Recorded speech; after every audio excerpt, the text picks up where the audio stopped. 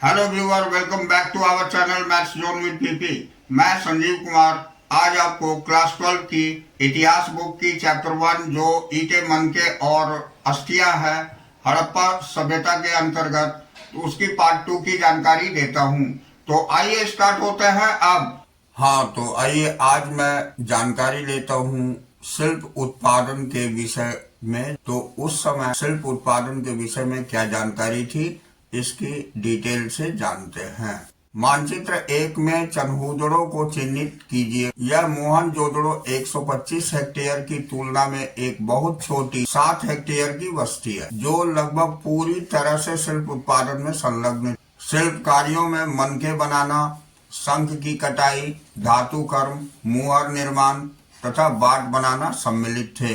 तो मनकों के निर्माण में प्रयुक्त पदार्थों की विविधता उल्लेखनीय है। ये कॉर्निलियन यानी सुंदर लाल रंग का, जैस्पर, स्फटिक, क्वार्ट्ज तथा सेलखड़ी जैसे पत्थर, तांबा, कांसा और सोने जैसी धातुएं तथा शंख, फ्यांस और पकी हुई मिट्टी, सभी तरह का प्रयोग मनके में होता था। अब कुछ मनके 2 या अधिक पत्थरों के आपस में जोड़कर बनाए जाते और कुछ सोने के टॉप वाले पत्थर के होते थे। इसके कई आकार होते थे, जैसे चक्राकार, बेलनाकार, गोलाकार, ढोलाकार तथा खंडित। तो जैसा कि आपको चित्र में दर्शाया गया है, हम दिखाते हैं। ये औजार और मनके होते हैं। तो यहाँ पर आपको औजार दिखाया गया और ये मनके दिखाया गया, जो कि देखिए यहाँ अलग अलग तरह की मनकों का वर्णन किया गया है। तो इसे उत्कीर्णित या चित्रकारी के माध्यम से सजाया गया था और कुछ पर रेखा चित्र उकेरे गए थे। मनके बनाने की तकनीक में प्रयुक्त पदार्थ के अनुसार भिन्नताएं थी। सेलखड़ी, जो एक बहुत मुलायम पत्थर है, पर आप आसानी से कार्य हो जाता था। कुछ मनके सेलखड़ी चूर्ण के लेप को सांचे में ढालकर तैयार किए जाते। इससे ठोस पत्थरों के बीच वाले केंद्रीय केवल ज्यामितिक आकारों के विपरीत कई विविध आकारों के मनके बनाए जा सकते थे। सेलखड़ी के सूक्ष्म मनके कैसे बनाए जाते थे, यह प्रश्न प्राचीन तकनीकों के अध्ययन करने वाले पुरातत्वविदों के लिए एक पहेली बनी हुई है। अब हम देखते हैं पुरातत्वविदों द्वारा प्रयोग किए जाने वाले कॉर्निलियन का लाल रंग, पीले रंग के कच्चे माल और उत्पादन के विभिन्न चरणों में मनके को आग में पकाकर प्राप्त किया जाता था। पत्थर के पिंडों को पहले अपरिष्कृत आकारों में तोड़ा जाता था और बारीकी से सल्प निकालकर इन्हें अंतिम रूप दिया जाता था। घिसाई और पॉलिश, इसके छेद करने के साथ ही यह प्रक्रिया पूरी होती थी। चनहूदड़ों, लोथल और हाल ही में धोलावीरा में छेद करने के विशेष उपकरण मिले हैं। यदि आप मानचित्र 1 में नागेश्वर और बालाकोट को चिन्हित करें तो आप पाएंगे कि ये दोनों वस्तुएं समुद्र तट के समीप स्थित थे। इसलिए शंख से बनी वस्तुएं और चूड़ियां, करछियां, पच्चीकारी की वस्तुएं सम्मिलित है। इसके निर्माण के विशेष केंद्र थे। कौन कौन से?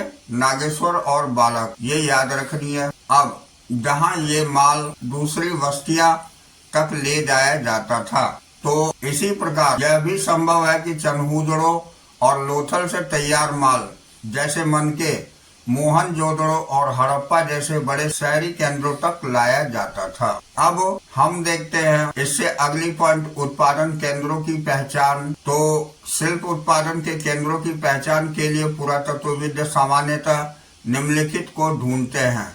ये प्रस्तर पिंड, पूरे शंख और तांबा अयस्क जैसे कच्चा माल, औजार, अपूर्ण वस्तुएं, त्याग दिया गया माल और कूड़ा करकट, इन सभी से उत्पादन केंद्रों की पहचान हुई है। अब हम यहाँ देखते हैं कि कूड़ा करकट और शिल्प कार्य के सबसे अच्छे संकेतकों में से एक उदाहरण है। उदाहरण के लिए, यदि वस्तुओं के निर्माण के लिए शंख और पत्थर को काटा जाता था, तो पत्थरों के टुकड़े कूड़े के रूप में उत्पादन के स्थान पर फेंक दिए जाते और कभी कभी बड़े आकारों, बड़े बेकार टुकड़ों को बड़े आकार की वस्तुएं बनाने के लिए प्रयोग किया जाता था, परंतु छोटे टुकड़ों के कार्यस्थल पर छोड़ दिया जाता था। ये टुकड़े इस और संकेत करते हैं कि छोटे विशेष केंद्रों के अतिरिक्त मोहनजोदड़ो, हड़प्पा जैसे बड़े शहरों में भी शिल्प उत्पादन का कार्य किया जाता था। जैसे कि यहाँ चित्र में दिखाई गई है, यहाँ ये मटके का चित्र है और ये थाल की चित्र है। ये कांसे के बर्तन का प्रयोग किया जाता था। अब हम अगली पॉइंट पर आते हैं, माल प्राप्त करने संबंधी नीतियाँ। तो जैसा कि स्पष्ट है कि शिल्प उत्पादन के लिए कई प्रकार के कच्चे माल का प्रयोग होता था। हालांकि कुछ जैसे कि मिट्टी और स्थानीय स्तर पर उपलब्ध थे, कुछ अन्य पत्थर, लकड़ी और धातु जलोढ़क मैदान के बाहर के क्षेत्रों से मंगाने पड़ते थे। बैलगाड़ियों के मिट्टी से बने खिलौने के प्रतिरूप संकेत करते हैं। सामान्य तथा लोगों के लिए स्थल मार्गों द्वारा परिवहन का एक महत्वपूर्ण साधन था। तो संभवतः सिंधु तथा उसकी उपनदियों के बगल में बने नदी मार्ग और साथ ही तटीय मार्गों का भी प्रयोग किया जाता था। तो इस तरह ये हमें प्रतीत होता है कि उस समय संसाधन को एक स्थान से दूसरे स्थान ले जाने के लिए स्थलीय मार्ग में बैलगाड़ियां और जलीय मार्ग का भी उपयोग होता था। नदियों और उपनदियों के द्वारा नदी मार्ग का उपयोग होता था। तो अब हम इससे अगली पॉइंट देखेंगे। यहाँ पर उपमहाद्वीप और उससे आगे से आने वाला माल किस तरह प्राप्त होती थी उसकी जानकारी लेते हैं। तो हड़प्पावासी शिल्प उत्पादन हेतु माल प्राप्त करने के लिए कई तरीके अपनाते, जैसे उदाहरण के लिए नागेश्वर और बालाकोट में जहां शंख आसानी से उपलब्ध थी, बस्तियां स्थापित की। ऐसे ही कुछ अन्य पुरा स्थल थे। सुदूर अफगानिस्तान में सोरतुघई, जो यहाँ नागेश्वर और बालाकोट, और यह सोरतुघई जो अत्यंत कीमती माने जाने वाले नीले पत्थर, जिसे लाजवर्त मणि के रूप में अच्छे स्रोत के निकट स्थित थे, तथा लोथल जो कॉर्निलियन यानी गुजरात में भड़ोच, सैलखड़ी जो दक्षिण राजस्थान और उत्तरी गुजरात से और धातु राजस्थान से के स्रोत के निकट स्थित थे। अब हम देखते हैं कि ये कच्चा माल प्राप्त करने के लिए एक अन्य नीति थी। जैसे राजस्थान के खेतड़ी अंचल, वहाँ तांबे के, ये याद रखना है कि राजस्थान के खेतड़ी अंचल में तांबे प्राप्त होते थे। और दक्षिण भारत सोने के लिए जैसे क्षेत्रों में अभियान भेजना, इस अभियान के माध्यम से स्थानीय समुदाय के साथ संपर्क स्थापित किया जाता था और इन इलाकों में यदाकदा मिलने वाली हड़प्पाई पुरावस्तुएं ऐसे संपर्क का संकेतक है। तो खेतड़ी क्षेत्र में मिले साक्ष्यों को पुरातत्वविदों ने ये गणेश्वर जोधपुरा संस्कृति का नाम दिया। क्या नाम दिया?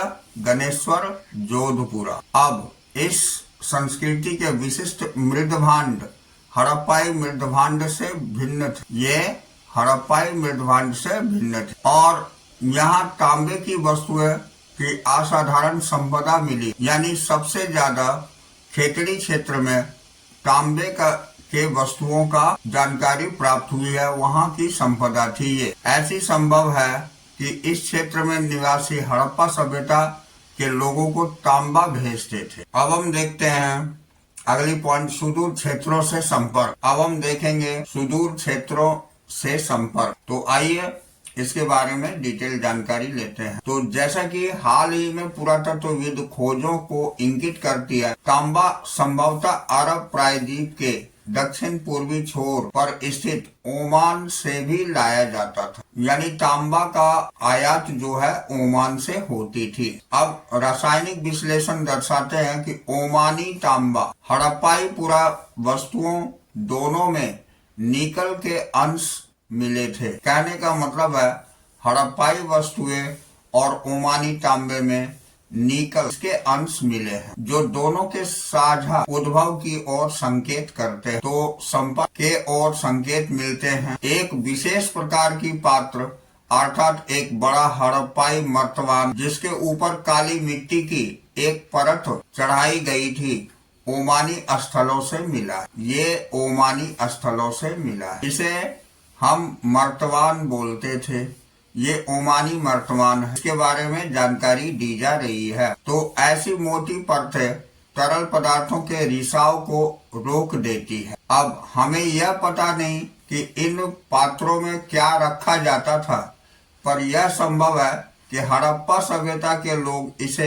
रखे सामान को ओमानी तांबे से विनिमय करते, विनिमय यानी एक्सचेंज करते थे। तो यहाँ तक की जानकारी हमने ली। अब आगे देखते हैं कि तीसरी सहस्रावधि ईसा पूर्व में दिनांकित मेसोपोटामिया के लेखों में मगान, जो संभवतः ओमान के लिए प्रयुक्त नाम था, ये उस समय मगान नाम से जाना जाता था। ओमान तो नाम क्षेत्र से तांबे का आगमन के संदर्भ मिलते हैं, यानी तांबे वहीं से आते थे। अब यहाँ रोचक बात यह है कि मेसोपोटामिया के स्थलों से मिले तांबे में भी निकल के अंश, यानी मेसोपोटामिया में जो तांबे का प्रयोग किया गया था उसमें भी निकल मिलती है। अब लंबी दूरी के संपर्क की ओर संकेत करने वाले अन्य पुरातत्वविदों पुरातात्विक खोजों में हड़प्पाई मुहर, बाट, पासे तथा मनके शामिल। तो उस खोज में हम हड़प्पाई मुहर देखें, बाट देखें, पासे देखें और मन, ये सारे मिले हैं। तो लंबी दूरी के संपर्क की ओर संकेत करने वाले अन्य पुरातात्विक खोजों में हड़प्पाई मुहर, बाट और पासे तथा मनके शामिल हैं। अब हम देखते हैं कि इन संदर्भ में यह भी देखना महत्वपूर्ण है कि मेसोपोटामिया के लेख दिलमुन, जो अभी बहरीन द्वीप कहलाती है, मगान तथा मेलुहा, ये संभवतः हड़प्पाई क्षेत्र के लिए प्रयुक्त शब्द नामक क्षेत्रों से संपर्क में जानकारी मिलती है। अब यह लेख मेलुहा से प्राप्त निम्नलिखित उत्पादों का उल्लेख करते हैं। ये कॉर्निलियन, राजवर्थ, मणि, तांबा, सोना तथा विविध प्रकार की लकड़ियां। मेलुहा के विषय में एक मेसोपोटामियाई मिथक यह बताता है, तुम्हारा पक्षी हाजा पक्षी हो, उसकी आवाज राजा प्रसाद में सुनाई दे। तो कई पुरातत्वविदों का मानना है कि हाजा पक्षी मोर था। क्या यह नाम उसे अपनी आवाज से मिली थी? ऐसा संभव है कि ओमान, बहरीन या मेसोपोटामिया के संपर्क समुद्री मार्ग से था। अब मेसोपोटामिया के लेख मेलुहा को नाविकों का देश कहते हैं। इसके अतिरिक्त हम मुहरों पर जहाज और नावों के चित्रांकन पाते हैं। तो इस तरह हमें ये जानकारी मिलती है मेसोपोटामिया समुद्री मार्ग से भी बहुत सारे चीज का आयात एवं निर्यात हुआ करता था। जैसे यहाँ जो मुहर दिखाई गई है, इसमें आप देख सकते हैं स्पष्ट रूप से ये नाव की आकृति दिखाई गई है। इस तरह की जानकारी प्राप्त होती है। अब हम अगली पॉइंट मुहरों पर आते हैं। ये मुहरे, लिपि तथा वाद। तो आइए इसकी जानकारी लेते हैं। तो इसमें मुहरे और मुद्रांकन। तो मुहरों तथा मुद्रांकन का प्रयोग लंबी दूरी के संपर्क को सुविधाजनक बनाने के लिए होता था। कल्पना कीजिए कि सामान से भरा एक थैला एक स्थान से दूसरे स्थान तक भेजा गया, उसका मुख दबाया गया, रस्सी से बांधा गया और गांठों पर थोड़ी गीली मिट्टी जमाकर एक या अधिक मुहरों से, जिससे मिट्टी पर मुहरों की छाप पड़ गई। यदि इस थैले में अपने गंतव्य स्थान तक पहुंचने तक मुद्रांकन अक्षुण्ण रहा, तो इसका अर्थ था कि थैले के साथ किसी प्रकार की छेड़छाड़ नहीं की गई थी। मुद्रांकन से प्रेषक की पहचान का भी पता चलता। तो कहने का मतलब ये हो गया कि जब एक स्थान से दूसरे स्थान किसी सामान का आयात एवं निर्यात होता था, उस समय जो थैली थी उसमें वस्तुओं को भरकर एक सील की तरह उसे कच्ची मिट्टी पर मुहरों को रेखांकित कर दिया जाता था, जैसा कि आप यहाँ देख सकते। तो इससे पता चलता है कि जो स्थान पर पहुँचते थे वहां पर अगर इस तरह की मुहरों में किसी तरह का कोई अक्षुण्ण रह जाता था, वो कोई छेड़छाड़ नहीं होती थी, तो पता चलता था कि मुहरें हमारी सुरक्षित, यानी कि वो थैली सुरक्षित पहुंच गई है। तो ये उस समय मुहरे और मुद्रांकन की उपयोग होती थी।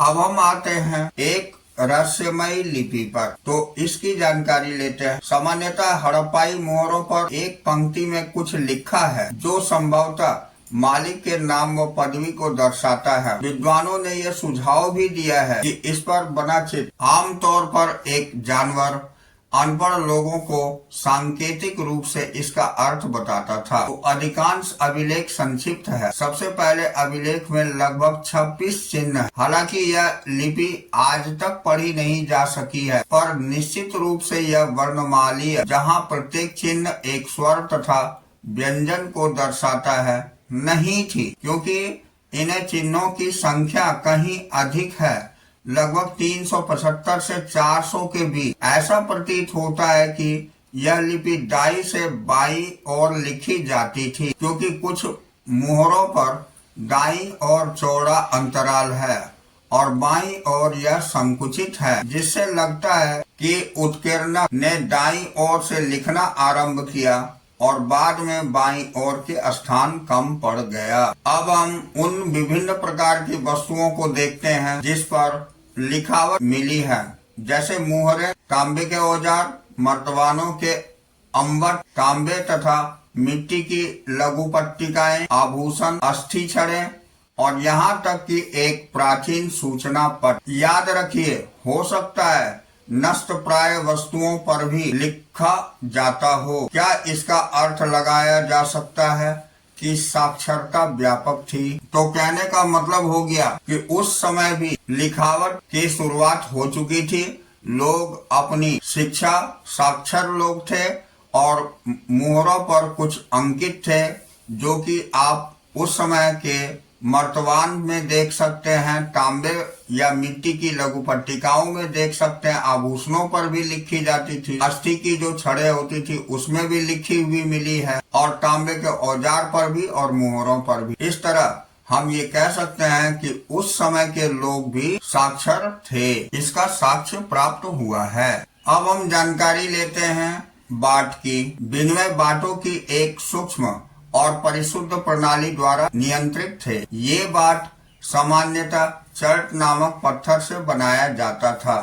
आमतौर पर ये किसी भी तरह के निशान से रहित घनाकार होते थे। इन बाटों के निचले मानदंड दुआधारी यानी 1, 2, 4, 8, 16, 32, 160, 200, 320, 640 थे, जबकि ऊपरी मानदंड दशमलव प्रणाली का अनुसरण करते थे। तो छोटे बाटों का प्रयोग संभवतः आभूषणों और मनकों को तौलने के लिए किया जाता था और धातु से बड़े तराजू के पलड़े भी मिले हैं। तो इस तरह उस समय भी बाट का प्रयोग हुआ करता था, जो पत्थरों से बनी घनाकार आकृति की होती थी और जिसमें किस तरह के मानदंड को द्विआधारी मानदंड का उपयोग हुआ करता था, जो कि यहाँ दिया हुआ है, और ऊपरी हिस्से में जो है दशमलव प्रणाली का अनुसरण होता था।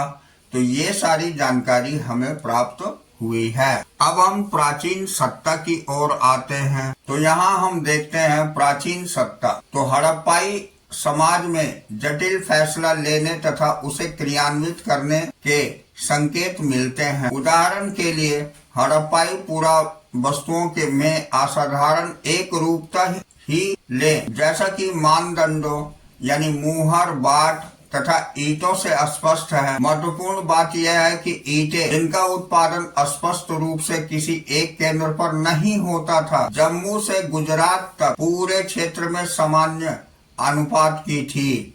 हमने ये भी देखा कि अलग अलग कारणों से बस्तियां विशेष स्थानों पर आवश्यकता अनुसार स्थापित की गई थी। इसके अतिरिक्त ईंटें बनाने का विशाल दीवार और चबूतरे का निर्माण के लिए श्रम संगठित किया गया था। तो इन सभी क्रियाकलापों को कौन संगठित करता था, ये जानकारी मिलती है हमें प्राचीन सत्ता से। कि पहले की सत्ता बहुत बड़ी होती थी और उस समय लोग एक दूसरे की श्रम संगठित करके कार्य किया करते थे। अब हम आते हैं अगली पॉइंट इसी के अंतर्गत, प्रासाद तथा शासक। तो सत्ता के केंद्र तथा सत्ताधारी लोगों के विषय में पूरा तात्विक विवरण हमें कोई त्वरित उत्तर नहीं देते। पुरातत्वविदों ने मोहनजोदड़ो में मिले एक विशाल भवन को एक प्रसाद की संज्ञा दी, परंतु इससे संबंध कोई भव्य वस्तुएं नहीं मिली। एक पत्थर की मूर्ति को पुरोहित यानी राजा की संज्ञा दी गई थी, जैसा कि यहाँ हम चित्र में देख सकते हैं। ये चित्र हमें पुरोहित की जानकारी देती है।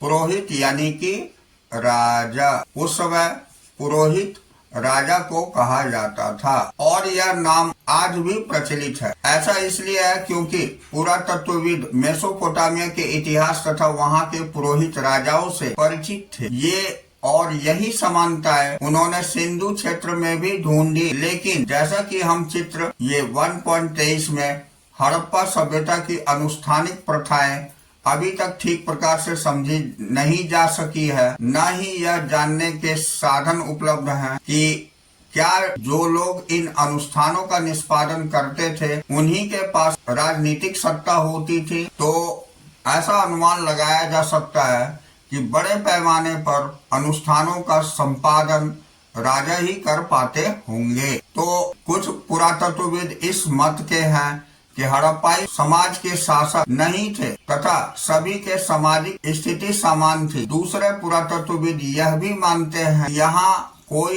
एक नहीं बल्कि कई शासक जैसे मोहनजोदड़ो, हड़प्पा आदि के अपने अलग अलग राजा होते थे और यह तर्क देते हैं कि यह एक ही राज्य था, जैसा कि पुरातत्वविदों में समानताओं के आधार पर कहा जा सकता है। यानी समानताओं पर नियोजित बस्तियों के साक्ष्य यानी प्रूफ से, ईंटों के आकार में निश्चित अनुपात से और बस्तियों के कच्चे माल के स्रोतों के समीप संस्थापित होने से स्पष्ट है। तो ऐसा प्रतीत होता है कि हड़प्पा वासियों ने एक प्रकार की लोकतांत्रिक प्रणाली को अपनाया था, क्योंकि उस समय कुछ भवनों और सुविधाओं को लोगों के लिए लोगों के द्वारा बनाया गया था। अब हम आते हैं सभ्यता के अंत पर। तो हम यहाँ अब सभ्यता का अंत देखेंगे। तो ऐसे साक्ष्य मिले हैं जिनके अनुसार लगभग 1800 ईसा पूर्व तक चोलिस्तान जैसे क्षेत्रों में अधिकांश विकसित हड़प्पा स्थलों को त्याग दिया गया। यानी कहाँ त्याग दिया गया था? चोलिस्तान में। कब त्याग दिया गया था? तो 1800 ईसा पूर्व। ये ध्यान रखने की बात है। इसके साथ ही गुजरात, हरियाणा और पश्चिम उत्तर प्रदेश की नई बस्तियों में आबादी बढ़ने लगी। और कहाँ कहाँ आबादी बढ़ने लगी थी? तो हमारी गुजरात में, हरियाणा में और पश्चिम उत्तर प्रदेश में। तो ऐसा लगता है कि उत्तर हड़प्पा के क्षेत्र 1900 ईसा पूर्व के बाद भी अस्तित्व में रहे। यानी इधर की ये 1900 ईसा पूर्व भी जो गुजरात, हरियाणा और पश्चिमी उत्तर प्रदेश में ये अस्तित्व पाए गए। अब कुछ चुने हुए हड़प्पा स्थलों को भौतिक सांस्कृतिक में बदला गया था, जैसे सभ्यता का विशेष पूरा वस्तुएं जैसे हो गया बाटों, मुहरों तथा विशिष्ट मनकों का समाप्त हो जाना।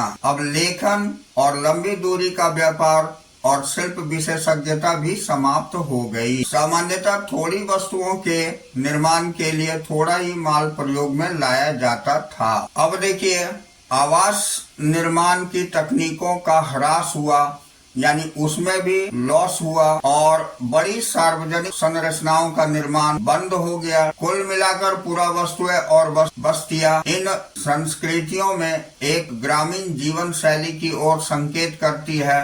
तो इन संस्कृतियों को उत्तर हड़प्पा अथवा अनुवर्ती संस्कृतियां कहा गया। यानी कि जब हड़प्पा संस्कृति की समाप्त हो गई तो उसके बाद ग्रामीण बस्तियों में जीवन शैली पाई गई।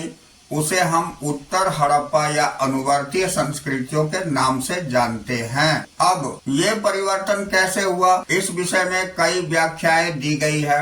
इसमें जलवायु परिवर्तन, वनों की कटाई, अत्यधिक बाढ़, नदियों का सूख जाना और मार्ग बदल लेना, भूमि का अत्यधिक उपयोग सम्मिलित है। इनमें से कुछ कारण कुछ बस्तियों के संदर्भ में तो सही हो सकते हैं, परंतु पूरी सभ्यता के पतन का व्याख्या नहीं करते। अब ऐसा लगता है कि एक सुदृढ़ एकीकरण के तत्व संभवतः हड़प्पाई राज्य का अंत हो गया था। मुहरों, लिपि और विशिष्ट मनकों और मृदभांडों के लोक मानकीकृत बाट प्रणाली के स्थान पर स्थानीय बातों का प्रयोग शहरों के पतन और परित्याग जैसी परिवर्तनों के इस तर्क को बल मिलता है कि उपमहाद्वीप को एक पूरी तरह से अलग क्षेत्र में नए शहरों का विकास के लिए एक सहस्त्रावधि से भी अधिक समय तक प्रतीक्षा करनी पड़ी। तो ये जानकारी मिलती है हमें जबकि सभ्यताओं का अंत हो गया था। अब देखिए, ये बॉक्स में एक आक्रमण के साक्ष्य मिले हैं, ये अत्यंत महत्वपूर्ण है, इसकी जानकारी ले लेते हैं। तो आज की क्लास मैं यहीं ओवर करता हूँ, अगले दिन फिर अगली टॉपिक से मिलेंगे। तो that's all for today, we will meet again on the next class.